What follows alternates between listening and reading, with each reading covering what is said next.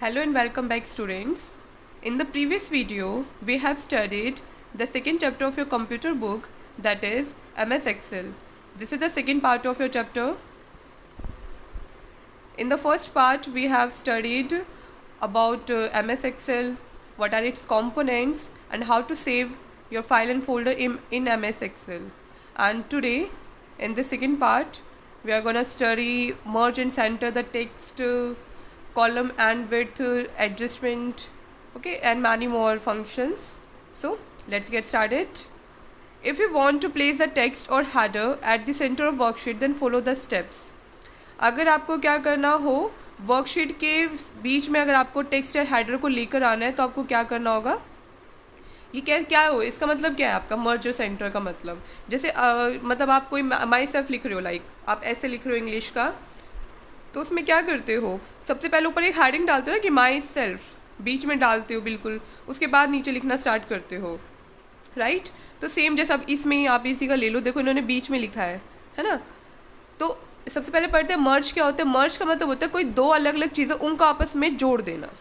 ठीक है, मर्ज का मतलब समझ में आ गया, कोई दो अलग अलग चीज़ को आपस में जोड़ देना, वो मर्ज कहलाता है. सेंटर मतलब बीच में. ठीक है, तो अगर हमने कोई टेक्स्ट हमने लिखा है साइड वाइड में इधर उधर, ठीक है, उन दो अलग अलग सेल्स में लिखा हुआ है, तो उनको आपस में पहले तो मर्ज करना, फिर उनको बीचों बीच लेकर आना, ये काम करना है. तो इसके लिए सबसे पहले क्या टाइप किया है, कुछ भी आप टाइप कर सकते हो. बाकी इन्होंने क्या टाइप किया, पे रोल ऑफ फोटेक. ठीक है, इन्होंने सेल A1 में ये चीज़ लिख लिया, ओके, और एंटर कर दिया. तो select the cell A1 to E1. जहाँ तक भी ये चीज़ आई है, इन्होंने तो यहाँ A1 से लेके E1 तक लिया है. ओके, आपका जहाँ तक भी आता है, आप चाहो तो D तक, या अगर आपका आ रहा है जैसे भी आ रहा है, जहाँ तक आपको मतलब करना है, सेंटर करना है, वहाँ तक कि आप सेल को सेलेक्ट कर लेना. सेल को सेलेक्ट करने के बाद आपके को ऑप्शन मिलेगा मर्ज एंड सेंटर का, जो ये फॉर्मेटिंग टूल बार होता है ना, ये देखिए फॉर्मेटिंग टूल बार वाला है. यहाँ जब जाएंगे तो मर्ज एंड सेंटर का आपको ऑप्शन मिलेगा. इस मर्ज एंड सेंटर के ऑप्शन पे क्लिक कर देना. क्लिक करने के बाद जो आपका A1 से E1 तक है वो पूरी एक ही लाइन बन जाएगी, और एक लाइन बन के जो आपका टेक्स्ट आपने जो लिखा होता है, टाइप किया होता है, वो आपका बीच में आ जाएगा, सेंटर में आ जाएगा.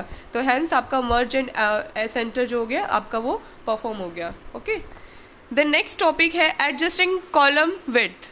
अब आपको कोई कॉलम है, अभी बहुत छोटे से कॉलम बने हुए थे, ठीक है, अब आप चाहते हो इसका बड़ा बन जाए या फिर इधर से चौड़ाई में ज़्यादा हो जाए. अगर आपको इसकी कॉलम की विड्थ अगर आपको करनी है, एडजस्ट करनी है, छोटी बड़ी जैसे भी आपको करनी है, तो उसके लिए क्या करेंगे. सबसे पहले रीड करते हैं. Sometimes entry in a column is too long to fit in a cell. कई बार जो भी आप एंट्री कर रहे होते हो कॉलम के अंदर, वो इतनी बड़ी होती है कि वो सेल के अंदर फिट नहीं हो पाती. तो the entry will appear as hash in case of numbers. तो नंबर्स की जगह वहाँ पर क्या आ जाता है, हैश लिखा हुआ आ जाता है, क्योंकि वो इतना बड़ा जो नंबर आपने जो लिखा, मान लो वो नंबर इतने बड़े में नहीं आ रहा है, तो वो वहाँ पर फिर हैश लिख देता है. ठीक है, तो समझ में आ गया. When you enter text that extends into next cell, the dividing line between columns will not be visible. और कई बार मान ली जो भी आप अगर टेक्स्ट लिख रहे हो, ठीक है, तो टेक्स्ट आपका क्या हो गया, नेक्स्ट सेल के अंदर एक्सटेंड हो गया, ठीक है, वहाँ तक चला गया, तो लाइन डिवाइड हो रही हो जाए. क्या होता है, मतलब आपको वो टेक्स्ट दिखाई नहीं देता. उसके बाद जो भी आपको मतलब यहाँ तक मान लिया आपका एक सेल हो गया, ठीक है, तो मान ली GA तक ही दिखाई दे रहा है, उसके बाद का आपको नहीं शो होगा. ठीक है, वो हाइड कर लेगा, या फिर डिवाइड ऐसे करके अलग अलग में कर देता है. ठीक है, कई बार आपको हाफ शो होता है, कई बार आपको वो डिवाइड होकर आपको अलग उसमें मिल जाता है, अलग सेल में मिल जाता है. ठीक है, तो इस केस में आपको क्या करना है कि आपको अपने कॉलम के विड्थ को एडजस्ट करना होगा, उसकी कॉलम के विड्थ को आपको बढ़ाना होगा.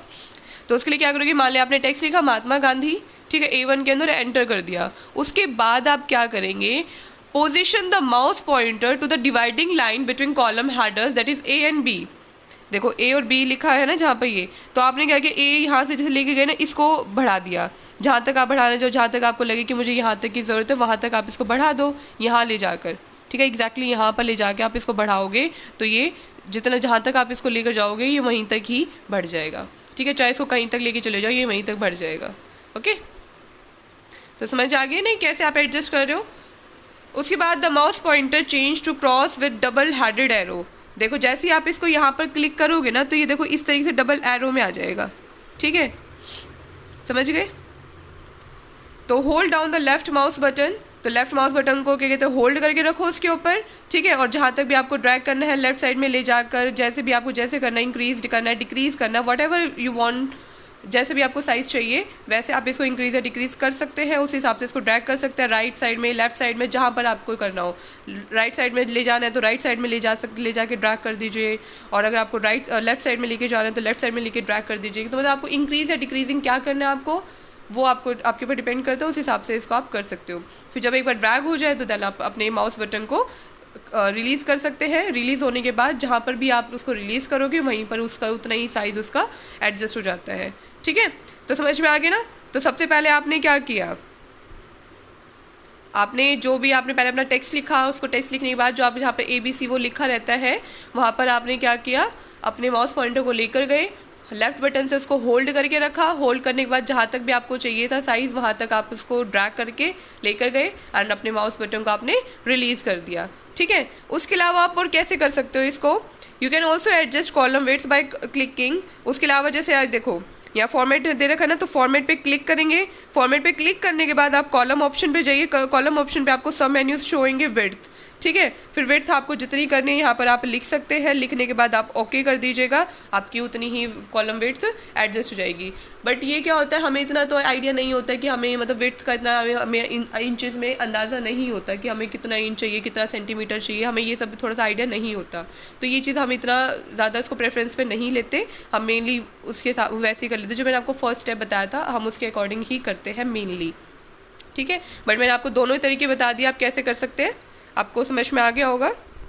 एंड सेम इसी मतलब इसी प्रोसीजर से आप क्या कर सकते हैं, रो की वेट्स को भी आप ऐसे ही, रो की हाइट को भी आप ऐसे ही चेंज कर सकते हैं। ठीक है, तो जैसे आपने कॉलम की वेट्स आपने चेंज करी, ऐसे आप रो की हाइट को भी चेंज कर सकते हो। ओके, नेक्स्ट है सेटिंग सेल अलाइनमेंट। अब सेल अलाइनमेंट क्या है, सबसे पहले हमें अलाइनमेंट पता होना चाहिए। अलाइनमेंट क्या है, जो आप टेक्स्ट लिख रहे हो, चाहे आप नंबर लिख रहे हो, चाहे आप कोई भी अल्फाबेट्स लिख रहे हो, टेक्स्ट लिख रहे हो, उसको आप कहाँ से स्टार्ट कराना चाहते हो, मिड में से, लेफ्ट में से, राइट से, आपको कहाँ पर कैसी उसकी अलाइनमेंट चाहिए, उसकी मतलब एक तरह से पोजिशन। अलाइनमेंट को आप क्या कह सकते हो, पोजिशन। आपको अपने सेल के अंदर अपने टेक्स्ट की पोजिशन कहाँ चाहिए, आप उसके अकॉर्डिंगली कर सकते हो। ठीक है, तो सेल अलाइनमेंट कैसे एडजस्ट किया जा सकता है, सबसे पहले अलाइनमेंट के बारे में पढ़ते हैं। Alignment refers to the positioning of character within the cell. Cell के अंदर कैरेक्टर की पोजीशन कहाँ होगी वो अलाइनमेंट कहलाता है। As you know that text always left aligned and numbers are right aligned. आपको जैसे पता है कि जब भी आप कोई टेक्स्ट टाइप करोगे तो टेक्स्ट हमेशा लेफ्ट अलाइंड होता है, मतलब लेफ्ट साइड से लिखा जाता है, और जो आप नंबर्स लिखते हैं नंबर्स हमेशा राइट अलाइंड होता है, राइट साइड से लिखी जाती है। ठीक है, by default you can change the alignment according to the need, other to the left, right, centre और जस्टिफाइड। आप बाय डिफॉल्ट इसको चेंज भी कर सकते हो। जैसा इसमें तो पहले अब ऑलरेडी जो सेट है वो क्या है कि भाई टेक्स्ट टाइप करोगे तो वो लेफ्ट अलाइंड होगा और नंबर्स टाइप करोगे तो वो राइट अलाइंड होगा। बट आप अपने हिसाब से भी इसको बाय डिफॉल्ट सेट कर सकते हो कि आप चाहो तो लेफ्ट कर सकते हो उसको, चाहे तो राइट कर सकते हो, चाहे सेंटर कर सकते हो, चाहे जस्टिफाइड, जैसे भी आपको ठीक लगे। ठीक है, उस हिसाब से इसको चेंज कर सकते हो। तो कैसे किया जाएगा, सबसे पहले तो जिस सेल को आपको फॉर्मेट करना है, जिसकी आपको अलाइनमेंट चेंज करनी है, उस सेल को सिलेक्ट कर लीजिए। उस सेल पे क्लिक करोगे तो सिलेक्ट हो गया वो। सिलेक्ट करने के बाद फॉर्मेट मेन्यू पे जाओगे। ठीक है, फॉर्मेट पे जाने के बाद या फॉर्मेट सेल ऑप्शंस पे गए आप, या तो आपने क्या किया फॉर्मेट मेन्यू या फॉर्मेट सेल्स ऑप्शन पे गए, उसके बाद एक डायलॉग बॉक्स अपीयर हो जाएगा। देखो ये फॉर्मेट सेल्स ओपन किया है। ठीक है, फॉर्मेट सेल ओपन करने के बाद आपको ये डायलॉग बॉक्स अपीयर हो गया। ठीक है, इसके अंदर आप अलाइनमेंट सेट कर सकते हो। देखो लिखा है ना इसमें लेफ्ट वगैरह लिखा हुआ है सब कुछ। इसमें आपको नीचे से मतलब जो लाइंस होती है लाइन के नीचे बॉटम में टच रहे या सेंटर में रहे या फिर टॉप से टच होकर रखे, सारी चीज़ होती है अलाइनमेंट में, बहुत सारी चीज़ होती है। ठीक है, तो टॉप, बॉटम, सेंटर, उसके अलावा लेफ्ट, राइट, मतलब हर तरीके से आप चाहो तो कैसे भी इसको कर सकते हो। इसमें हॉरिजॉन्टल भी है, मतलब हर तरीके से, टेढ़ा भी होता है ऐसे। ठीक है, तो आप ऐसे कर सकते हो। तो मान ली click on the horizontal list box, आपने हॉरिजॉन्टल लिस्ट बॉक्स पे क्लिक किया, देन उसके बाद choose centre for centring the data. तो अगर आपको सेंटर में लेके आना है तो डाटा को सेंटर में लाने के लिए सेंटर पे क्लिक कर दीजिएगा। सेंटर पे क्लिक करने के बाद जो आपने जो भी डाटा आपका लिखा हुआ होगा वो डाटा आपका सेंटर में आ जाएगा। ठीक है, यहाँ पर सारे देखो आपको, ये देखो ये रहा ना हॉरिजॉन्टल वाला। ठीक है, इस पे गए आप, इस पे जहाँ पर भी जाओगे आपको उस वाली सेलेक्ट कर सकते हो। जैसे अभी फिलहाल यहाँ लेफ्ट है तो यहाँ पे एरो पे क्लिक करो। एरो पे क्लिक करने के बाद लेफ्ट, राइट, सेंटर वगैरह सारे आपके पास ऑप्शंस आ जाएंगे। जो आप करना चाहो यहाँ से आप सेलेक्ट कर सकते हो। देन फिर लास्ट में क्या दबा देना, ओके। ठीक है, और उसके अलावा वर्टिकल में भी देखो दे रखा है, वर्टिकल में बॉटम दे रखा है ना, तो इसके अलावा उसमें बहुत सारे और भी ऑप्शंस होंगे, बॉटम है, टॉप है, ठीक है। और उसके अलावा जो ये टेलर के लिए होता है, सारी चीज़ें आपको यहाँ पर दे के रखेंगे, ठीक है। तो जो आप चाहो वो कर सकते हो। इसमें आप मतलब जैसे ये जो टेढ़ा है ना, ये कैसे आएगा, डिग्री दे के रखते हैं, लाइक आपको 90 डिग्री है, आपका 180 डिग्री है, या बीच का जो भी आपको जो भी डिग्रीज में भी होता है, तो ये क्या होगा, उतना रोटेट कर देगा, उतनी डिग्री रोटेट कर देता है, ठीक है। तो आपके पास बहुत सारे ऑप्शन है, आप जो ऑप्शन सेलेक्ट करोगे वो आप कर सकते हो इसमें जाकर, ठीक है। तो वर्टिकल लिस्ट बॉक्स में अगर आप टॉप पे क्लिक करोगे तो अपर साइड में आपका रो के अपर साइड से मतलब वो लिखा हुआ आएगा, ठीक है। आप चाहो तो डिग्री ऑफ टेक्स्ट भी चेंज कर सकते हो, मतलब मैंने बता दिया डिग्री का क्या है, ठीक है। और उसके बाद जो भी आप सिलेक्ट करोगे उसके बाद लास्ट में ओके बटन क्लिक करते ही वो जो भी आपकी सेटिंग होगी वो आपकी फिक्स हो जाएगी, ठीक है। Now the text change as per your requirement, तो जैसे जिस टेक्स्ट को आप जैसे अपनी रिक्वायरमेंट के हिसाब से चेंज करना चाहो वैसे आप कर सकते हो। ओके, नेक्स्ट है editing the cell value in worksheet. अब आपने कोई डाटा टाइप कर दिया, डाटा एंटर कर दिया, कोई भी आपने वैल्यू वगैरह डाल दी है, तो उसको अगर आप चाहो तो उसमें चेंज करना हो तो वो कर सकते हो, आप एडिटिंग कर सकते हो उसमें, ठीक है। चाहे आपको डिलीट करनी है, चाहे उसमें एडिट करना है, चाहे रिप्लेस करना है, वट एवर यू वॉन्ट आप कर सकते हो सारी चीज़ें एडिटिंग की हेल्प से, ठीक है। तो सबसे पहले आपको क्या करना होगा, जिस भी सेल की आपको वैल्यू चेंज करनी है या वैल्यू एडिट करनी है उस सेल को सेलेक्ट कर लीजिए, ठीक है। सेल को सिलेक्ट करने के बाद जो भी आप चाहते हो उसमें मान लें डबल क्लिक किया आपने, डबल क्लिक करने के बाद क्या हो जाएगा, वो एडिट के लिए मांगेगा। तो आपको अगर रिप्लेस करना है तो रिप्लेस पे क्लिक कर दीजिएगा, तो जो भी रिप्लेस क्लिक करते ही क्या होगा, जो आपको नई वैल्यू जो भी आपको लिखनी है वो आप वैल्यू लिख सकते हो और वो रिप्लेस हो जाएगी, ठीक है। मतलब जैसे आपने जिस सेल की आपको वैल्यू चेंज करनी है उस सेल पे आपने डबल क्लिक किया तो ब्लू सा शो हो जाएगा, ठीक है। उसके बाद आपने हटा दिया उसको और नई वैल्यू को लिख दिया और एंटर कर दिया, दैट्स इट, ठीक है। उसके अलावा फिर अगर आप चाहो डिलीट करना सेल को या रो को या कॉलम को डिलीट करना हो तो उसके लिए क्या करोगे, क्योंकि ऑब्वियस सी बात है हमें बहुत सारी चीज़ें करनी पड़ती है, नई चीज़ें इंसर्ट करनी है या पिछली डिलीट करनी है या आगे और उसमें एडिटिंग करनी, इंसर्ट करना और भी चीज़ें, तो सारी की सारी चीज़ें आप कर सकते हो बिना किसी प्रॉब्लम के। तो उसके लिए क्या करोगे, जो भी सेल आपको डिलीट करना है उस सेल को सिलेक्ट कर लो सबसे पहले, ठीक है। सेल को सिलेक्ट करने के बाद सेल को डिलीट करने के बाद आप क्या कर सकते हो, डिलीट ऑप्शन में जाके, डिलीट ऑप्शन में कैसे जाओगे, ऊपर की तरफ आपको एडिट मेन्यू दिखेगा, एडिट में जाके देखो यहाँ पर होगा, यहाँ पर एडिट लिखा हुआ है ना, एडिट पे जाके यहाँ पर डिलीट का ऑप्शन है, डिलीट पे क्लिक कर दोगे तो आपका डिलीट हो जाएगा। फिर आपसे ओके वो भी पूछेगा भी आपसे कि आपको डिलीट तो जो आपने करनी थी वो कर दिया, अब उस सेल को आपको ऊपर की तरफ खिसकाना है या नीचे की तरफ करना है या राइट में करना है या लेफ्ट में करना है, जैसे भी करना है, या पूरी एंटायर रो को आपको डिलीट करना है, क्या करना है, सारी चीज़ें वो आपसे पूछता है, ठीक है। तो जो आपको इनमें से चाहिए वो आप ओके करके वो आपके हो जाएगा डिलीट उसी तरीके से। और उसके अलावा अगर आप चाहते हो एक से ज़्यादा भी डिलीट करना तो एक से ज़्यादा क्या करोगे, उसको एक से ज़्यादा को सिलेक्ट कर लेना माउस की हेल्प से। मान लो आप सिर्फ एक नहीं करनी है, एक करनी होता तो सिर्फ एक क्लिक सिंगल क्लिक किया वो सिलेक्ट हो जाएगी सेल। आप चाहते हो एक से ज़्यादा सेल डिलीट करना तो एक बार में उन सबको सिलेक्ट कर लो, तो भी आप वही सारे ऑप्शंस आप करके कर सकते हो। तो डिलीट के लिए क्या करोगे, जिस सेल को आपको डिलीट करना है उस सेल को सिलेक्ट करेंगे और उस सेल को सिलेक्ट करने के बाद आप कहाँ जाएंगे, एडिट ऑप्शन पे जाएंगे, एडिट मेन्यू में जाएंगे। एडिट मेन्यू में जैसे जाओगे तो आपके पास डायलॉग बॉक्स अपीयर होगा, उसमें डिलीट का ऑप्शन होगा, डिलीट पे जैसे ही क्लिक करोगे आपके पास ये वाला डायलॉग बॉक्स अपीयर होगा। इसमें आपसे पूछेगा shift cells left, shift cells up, entire row, entire column, ठीक है।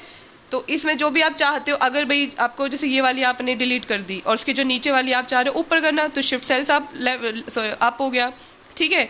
और आपने मान ली ये वाली करी हो, ये चाहते हैं कि इधर इस तरफ लेफ्ट साइड में क्या हो जाए, वो शिफ्ट हो जाए, तो आप इस पर क्लिक कर दीजिएगा, ठीक है। मतलब जो आप अभी आप पूरी एंटायर रो अगर आपने मान ली पूरी की पूरी कंप्लीट आपने सेलेक्ट करके डिलीट करी है, ठीक है, तो वो आपसे पूछेगा एंटायर मैं रो करूँ या एंटायर कॉलम करूँ, मैं कैसे शिफ्ट करूँ कैसे, ठीक है। तो वो आपसे पूछता है क्योंकि अब एक रो जा रही है तो उसकी जगह दूसरी तो आएगी ही ना, अगर बीच में से कहीं से डिलीट कर रहे हो तो, ठीक है।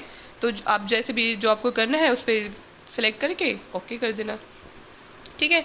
उसके अलावा अगर आपको रोज नया कोई रो को आपको इंसर्ट करना है, नया कोई कॉलम इंसर्ट करना है या पूरी सेल या जो भी आपको इंसर्ट करना है वो आप कर सकते हो। वो आप कैसे करोगे, जो भी आपको क्या करना है, सबसे पहले सेल को सिलेक्ट किया या उस रो को सिलेक्ट किया या उस कॉलम को सिलेक्ट किया जहां पर आप चाहते हो इंसर्ट करना, ठीक है। जहाँ पर भी आप चाहते हो इंसर्ट करना नया सेल या नया रो या नया कॉलम, वहाँ पर जाके आप सेलेक्ट कर लो। सेलेक्ट करने के बाद क्या करोगे, आप इंसर्ट मेन्यू पे जाकर सेल ऑप्शन पे जाना। देखो यहाँ लिखा हुआ है ना इंसर्ट, ठीक है। इंसर्ट मेन्यू पे गए, यहाँ पर आपके पास पूरा डायलॉग बॉक्स अपीयर हो गया। सबसे पहले ऊपर लिखा हुआ है सेल, तो ये पूछा इंसर्ट सेल, आपको सेल इंसर्ट करनी है, ठीक है। तो या फिर रो लिखा हुआ है, आपको रो इंसर्ट करना है या फिर आपको कॉलम इंसर्ट करना है, ये जो भी आपसे पूछ रहा है, जो आपको करना चाहो वो आप सिलेक्ट कर लिया। जैसे मान लिया हमें सेल इंसर्ट करना है, तो आपने उस पर क्लिक कर दिया। उस पर क्लिक करने के बाद देखो फिर से ये चीज़ एक ओपन होएगी कि आप राइट साइड में चाहते हो इंसर्ट करना है, या मतलब उसको शिफ्ट कराना, जहाँ पर आपको भाई इंसर्ट करनी है वो तो आपने सेलेक्ट कर लिया था सेल। अब उसकी जगह मान, आपको समझ नहीं आ रहा होगा, जैसे मान ली ये है एक, ठीक है, कई सारी है, यहाँ ऑलरेडी सब कुछ लिखा हुआ है, ठीक है, लेकिन आप गलती से कोई भूल गए, मान ली रोल नंबर लिखना भूल गए थे कि मुझे रोल नंबर तो लिखना भूल ही गया, ठीक है। तो आप चाहते हो सबसे आगे तरफ रोल नंबर आ जाए, पर अब यहाँ से तो शुरू से लिखा हुआ है, तो आप सबसे पहले अब ये है ना, अब नंबर 1 पे तो अब यही है, पर आप इससे आगे चाहते हो रोल नंबर वाला, तो यहाँ पर आपने सेलेक्ट कर रखा था, यहाँ पर आपने सेलेक्ट किया, ठीक है, इंसर्ट कर दिया। तो अब आप क्या चाहते हो, ये वाली जो अब एंटायर रो है ये इस तरफ खिसकेगी, तभी तो रोल नंबर वाला रो यहाँ पर आएगा, है ना। बात समझ में आई। तो जब आप यहाँ जाकर आपने इंसर्ट पे क्लिक करा, तो आप चाह रहे हो कि अब ये वाली जो रो है वो कहाँ खिसक जाए, राइट साइड में, तो ठीक है, तो यहाँ पर आएगा शिफ्ट सेल्स राइट, तो आप राइट साइड में खिसका दो, ठीक है, और यहाँ पर आपका रो वाला पूरा जो रोल नंबर वाला कॉलम है वो बन जाएगा। आप चाहते हो ऊपर खिसकाना, नीचे खिसकाना, जहाँ पर आप जैसे चाहते हो वो आपके पास ये सारे ऑप्शंस होते हैं, आप वो सिलेक्ट कर सकते हो और फिर ओके कर दोगे तो वो नया सेल आपका इंसर्ट हो जाएगा। समझ में आ गई। तो जहाँ तक मैंने आपको आज समझाया है पहले आप वहाँ तक करना, ठीक है। मैं ये चैप्टर थोड़ा थोड़ा करके समझा रही हूँ आपको, क्योंकि ये चैप्टर आपका थ्योरी वाला नहीं है, ये आपका चैप्टर प्रैक्टिकल है, ठीक है। तो प्रैक्टिकली आपको वो चीज़ पता होनी चाहिए कि ये कैसे हो रही है। मैंने आपको पिछली वीडियो के लिए भी प्रैक्टिकल वीडियो आपको एक सेंड कर दी है, उसको अगर आपके घर पे पीसी है या लैपटॉप है तो प्लीज़ उस पर ट्राई ज़रूर कीजिएगा, क्योंकि ये चैप्टर थ्योरी वाला नहीं है, पर फिर भी मैंने आपको समझा दिया है, आपको सारे ऑप्शंस बता दिए कैसे कैसे क्या क्या होगा। तो जैसे जैसे मैंने आपको बताया वैसे वैसे सारी चीज़ें आप प्रैक्टिकली अपने पीसी या लैपटॉप पे करके देखिएगा, ठीक है। उसके अलावा फिर भी अगर जिस बच्चे के पास पीसी या लैपटॉप नहीं है, आप क्या कर सकते हो, उस वीडियो को देखना, उस वीडियो में प्रैक्टिकली करके दिखा रखा है, तो आपको वो अच्छे से समझ में आएगा कि वो कैसे कैसे हो रहा है, ठीक है। So this is enough for today. I hope you all clear, and if you have any query regarding this chapter or any function, so you can ask me in the comment section below, or you can WhatsApp also. I'm here to resolve your problem. So till then, take care.